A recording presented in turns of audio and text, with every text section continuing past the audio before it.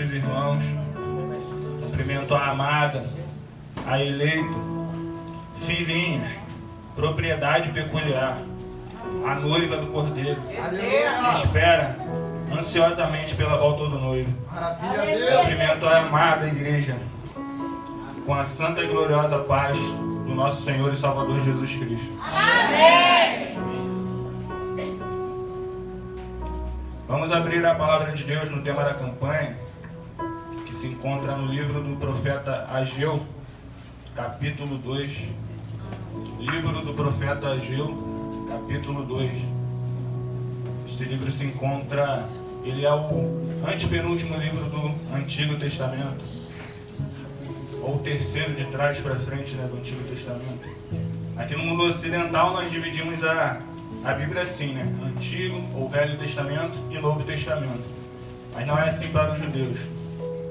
Eles dividem ela em Primeiro e Segundo Testamento, porque para eles a palavra de Deus nunca fica velha, nunca fica ultrapassada. Aleluia! A palavra de Deus é atualíssima. O próprio Deus, ele diz em sua palavra: os céus e a terra passarão, mas a minha palavra não passará. Todos acharam? Amém! Eu vou fazer o seguinte, para que eu não venha enfadar os irmãos, eu vou ler apenas o versículo 9, vou pedir que os irmãos se assentem e vou ler desde o primeiro, para que os irmãos possam compreender o cenário em que o povo de Deus se encontrava. Versículo 9. A glória desta última casa será maior do que a da primeira, diz o Senhor dos Exércitos. E neste lugar darei a paz, diz o Senhor dos Exércitos. Os irmãos podem se assentar. Maravilha, Deus! Vou ler agora desde o primeiro versículo,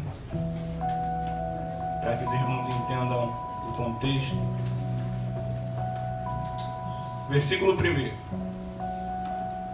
No 7º mês, ao 21º do mês, veio a palavra do Senhor pelo ministério do profeta Ageu, dizendo: fala agora a Zorobabel, filho de Sealtiel, príncipe de Judá, e a Josué, filho de Josadac, sumo sacerdote, e ao resto do povo, dizendo: quem há entre vós que, tendo ficado, viu esta casa na sua primeira glória? E como a vedes agora? Não é esta como nada em vossos olhos, comparada com aquela? Ora, pois esforça-te, Zorobabel, diz o Senhor, e esforça-te, Josué, filho de Josadac, sumo sacerdote, e esforçai-vos, todo o povo da terra, diz o Senhor, e trabalhai, porque eu sou convosco, diz o Senhor dos Exércitos. Segunda palavra que concertei convosco, quando saístes do Egito, e o meu espírito habitava no meio de vós. Não temais, porque assim diz o Senhor dos Exércitos: ainda uma vez, daqui a pouco, e farei tremer os céus, e a terra, e o mar, e a terra seca, e farei tremer todas as nações, e virá o desejado de todas as nações. A maioria das versões está escrito: as coisas preciosas de todas as nações virão. Vamos ficar com essa versão que é a mais correta. E encherei esta casa de glória, diz o Senhor dos Exércitos. Minha é a prata, e meu é o ouro, disse o Senhor dos Exércitos. A glória desta última casa será maior que a da primeira, diz o Senhor dos Exércitos, e neste lugar darei a paz, diz o Senhor dos Exércitos. Então, para que você possa compreender o cenário em que o povo de Deus se encontrava, eu vou pegar a partir aqui do versículo 5, que diz assim: segunda palavra que concertei convosco, quando saístes do Egito, e o meu espírito habitava no meio de vós, não temais. Então, começando ali com o povo de Israel quando estava escravizado no Egito, Deus então levanta Moisés para que ele possa libertar o seu povo, para que ele possa ser um legislador, estabelecer leis. Moisés então, com aquele povo, peregrina pelo deserto, Então ele chega até próximo da terra prometida. Então Deus levanta Josué como um grande conquistador. E Josué estava encarregado de fazer o povo conquistar a terra, conquistar a promessa de Deus. Josué estava encarregado também de dividir as terras e também de organizar Israel como uma nação. Aí depois que Josué morreu, veio então o tempo dos juízes, começando por Otiniel. Aí Israel passou por diversas oscilações de temor a Deus. Deus levantava um líder, um homem de Deus, e como se diz lá no quartel, o líder, ele é o espelho da tropa. Então quando o líder era espiritual, o povo era espiritual. Mas quando o líder era carnal, o povo de Deus se perdia completamente e fazia barbaridades. Coisas que eu nem posso citar aqui porque a criança é meio de nós. Então no meio dessa oscilação, no livro dos Juízes, uma hora o Senhor falou, basta. Foi então pelo ministério do profeta Samuel, que foi o último juiz. O povo de Deus começou a observar as outras nações. Eles falavam, esses povos têm rei, mas nós não temos rei. E isso pareceu mal aos olhos do profeta Samuel. E aí Deus falou para ele, Samuel, não é a vocês que eles estão rejeitando, mas a mim. Aleluia. O povo de Deus queria se parecer com o povo do mundo. Meu Deus. O povo que servia a outros deuses e cometia os piores pecados. E quantas vezes isso acontece conosco? O Senhor, Ele nos dá o ensinamento, Ele nos dá a direção pelos nossos pastores, pelos nossos mestres. E quando nós não recebemos, queremos fazer da nossa própria maneira, não é eles que estão me rejeitando, mas é o próprio Deus. Pai. É Deus. Aleluia. E o tempo foi passando. E aí Saul é levantado. Porém Saul ele não se importava com a presença de Deus, com a glória de Deus. Ele se importava só com um trono. Ele gostava de ser honrado, ser reconhecido. O tempo foi passando. Então Deus escolhe Davi, um homem segundo o coração de Deus. Um homem que foi capaz de fazer Israel crescer extraordinariamente, fez Israel ser respeitado. Ele estabeleceu a adoração novamente. Ele trouxe, quando ele resgatou a Arca da Aliança, ele trouxe a glória de Deus de volta para Israel. Então Davi ele deseja, ele não acha justo que enquanto ele habitava em um palácio, a presença de Deus habitasse numa tenda simples. E Deus ele viu a sinceridade no coração de Davi. Porém ele disse, Davi, calma, não é você. Será através de um de seus filhos. E por isso eu digo que a gente não tem que se entristecer, cara, se a gente não conseguir fazer tudo que a gente planeja, tudo que a gente deseja fazer para o Senhor. Pai. Nós não vamos fazer tudo. As gerações futuras também terão oportunidade, também terão o privilégio de servir ao Senhor. Então não se entristeça por isso. Deus então levanta Salomão. Aí Salomão, encarregado de construir aquele templo maravilhoso, glorioso, riquíssimo, feito de ouro, prata, pedras preciosas. A glória de Deus se manifestava naquele lugar. A glória de Deus era tão grande, quando a Shekinah se manifestava ali, os sacerdotes não conseguiam se manter de pé diante da presença de Deus, diante da sua glória.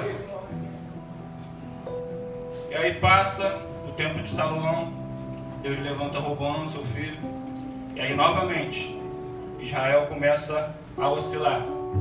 Ali o reino se divide em dois, reino do norte e reino do sul, Israel ao norte e Judá mais ao sul. Aí, maus reis, o povo se rebelava, bons reis, a adoração era restabelecida, o temor a Deus era restabelecido. E aí o tempo foi passando, até que Deus de novo disse: basta. O Senhor envia o juízo através dos inimigos de Israel, faz com que eles destruam o templo onde os servos de Deus se reuniam, se alegravam, adoravam ao único e incomparável Deus. Mas foi-se a glória de Deus, todas as casas foram queimadas e o povo de Deus foi levado cativo. E olha o cenário. Passado o tempo do cativeiro, passaram-se anos novamente. E aí Deus levanta Neemias, Esdras, para que esses pudessem restaurar o templo, restaurar Jerusalém.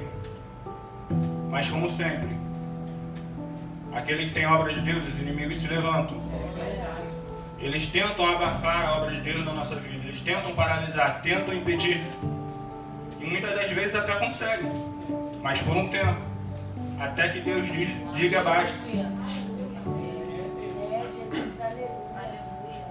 Porque os propósitos de Deus não podem ser impedidos. Então passaram-se mais de 10 anos, foram quase 20 anos, a obra de Deus paralisada, até que Deus disse: basta, está na hora da restauração, está na hora da renovação. E assim o Senhor diz para mim e para ti esta noite: basta na tua vida, basta no sofrimento. Não pense que eu fico indiferente diante do teu sofrimento. Quando você sorri, eu sorrio contigo. Quando você chora, eu choro contigo. Eu sinto a dor de cada um, cada lágrima derramada. Não é em vão. Eu estou contemplando tudo, filho. Obrigado, Deus. Então começa a construção do templo, a reconstrução do templo. Então o Senhor faz uma pergunta: quem há entre vós que tenha ficado, viu esta casa na sua primeira glória? Tinha ainda uns anciãos, uns idosos que viram o primeiro templo. E eles se entristeceram, porque quando eles viram um novo templo, que era simples, ele não tinha riquezas materiais. Aí o Senhor disse: não se entristeçam com isso, não se preocupem, porque minha é a prata e meu é o ouro. Vocês acham que eu me preocupo com riquezas? Se tudo já é meu, minha é a terra e a sua plenitude. A minha glória, a minha presença não está nas riquezas, nas coisas pomposas, mas está nas coisas humildes e simples. O próprio Senhor Jesus, ele disse: aprendei de mim, que sou manso e humilde de coração.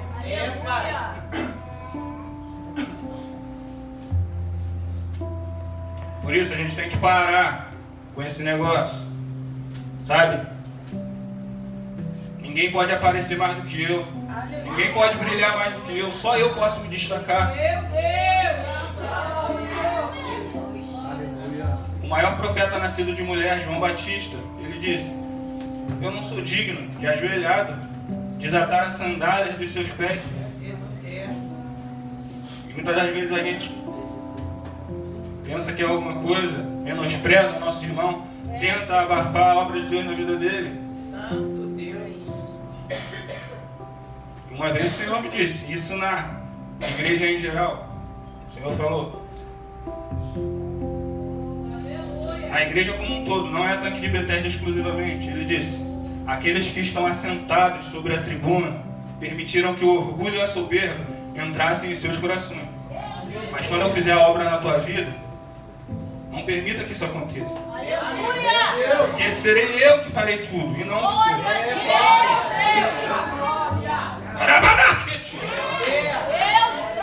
Exaltado é o teu nome. Aleluia. Deus. Jesus. Pois é. Aleluia. O profeta João Batista disse: Importa que ele cresça Eterno. e que eu diminua. Eu agradeço